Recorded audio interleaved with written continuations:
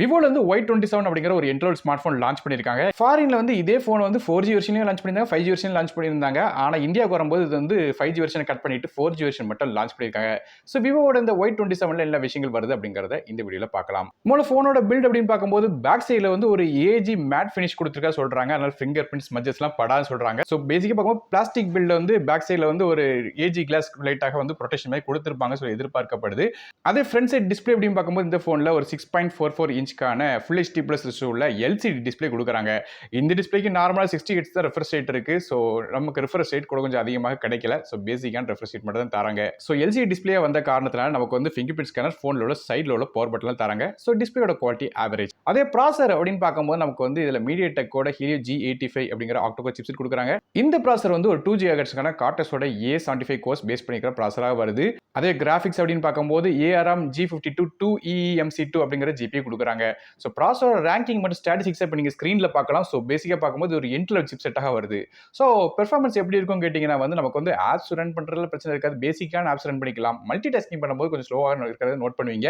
மற்றபடி கேம்ஸ் அப்படின்னு பார்க்கும்போது இன்டர்வல் கேம்ஸ் விளையாடலாமே தவிர மிட் செட்டிங் ஸோ ஹெவியான கேம்ஸ்க்கு இது செட் ஆகாது. ஸோ கேமிங்க்கு இது நல்லா இருக்காது. மற்றபடி ரேம் மற்றும் இன்டர் ஸ்டோரேஜ் அப்படின்னு பார்க்கும்போது இந்த ஃபோன் ஒரே ஒரு கன்ஃபிகரேஷன் வருது. அது 6GB RAM with 120GB storage அப்படிங்கிற ஒரே ஒரு கன்ஃபிகரேஷன் வருது. மேலும் இந்த 6GB கூட அடிஷனலாக 6GB RAM வந்து வெர்ச்சுவலாக ஆட் பண்ணலாம் சொல்றாங்க. மைக்ரோ SD கார்டுக்கான சப்போர்ட்டும் இருக்கு. அது மூலமா 1TB வரையும் எக்ஸ்டெண்டர் பண்ணலாம். இது ஒரு டெடிகேட்டட் சிம் செட்டா தராங்க. ஆனா 2 சிம் கார்டும் ஒரு மைக்ரோ SD கார்டும் போன்ல அட் டைம்ல யூஸ் பண்ணலாம். போனோட OS அப்படின்னு பார்க்கும்போது Android 13 OSல Fun Touchோட 13 இன்டர்ஃபேஸ்ல ரன் ஆகுது. அடுத்தபடியாக கேமராஸ் பத்தி பார்க்கலாம். பேக் சைடுல இந்த போன்ல 2 கேமரா இருக்கு. முதல் கேமரா வந்து ஒரு 50 மெகாபிக்சலுக்கான ரியர் ஃபேசிங் கேமரா f1.8 அபர்ச்சர்ல வருது LED ஃபிளாஷ் சப்போர்ட்டோட.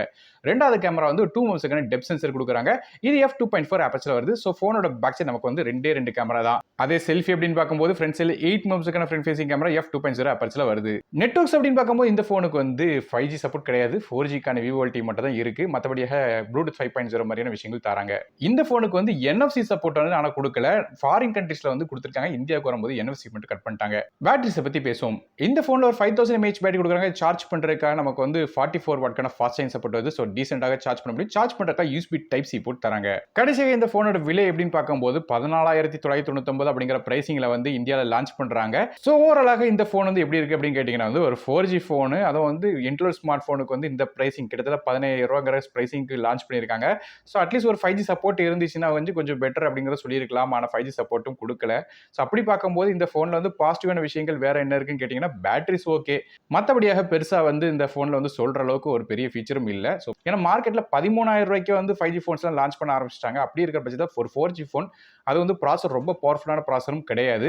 மேலும் வந்து டிஸ்ப்ளே வந்து நமக்கு LCD டிஸ்ப்ளேயா கொடுத்திருக்காங்க. அது வந்து பெரிய ரிஃப்ரெஷ் ரேட் எதுவுமே இல்லை அப்படிங்கும்போது வந்து கொஞ்சம் யோசிக்க வேண்டிய விஷயம் 15000 ரூபாய் ஸ்பெண்ட் பண்றதுக்கு. சோ நீங்க இந்த விவோட Y27 பத்தி என்ன நினைக்கிறீங்க அப்படிங்கறத கீழே கமெண்ட்ஸ் மென்ஷன் பண்ணுங்க. வீடியோ பிடிச்சா ஒரே ஒரு லைக் கொடுங்க. உங்க ஃப்ரெண்ட்ஸ் மற்றும் ஃபேமிலிஸ்க்கு ஷேர் பண்ணி விடுங்க. நானும் டெக் தமிழுக்காக மற்ற வீடியோ சந்திக்கும் வரை நன்றி, வணக்கம்.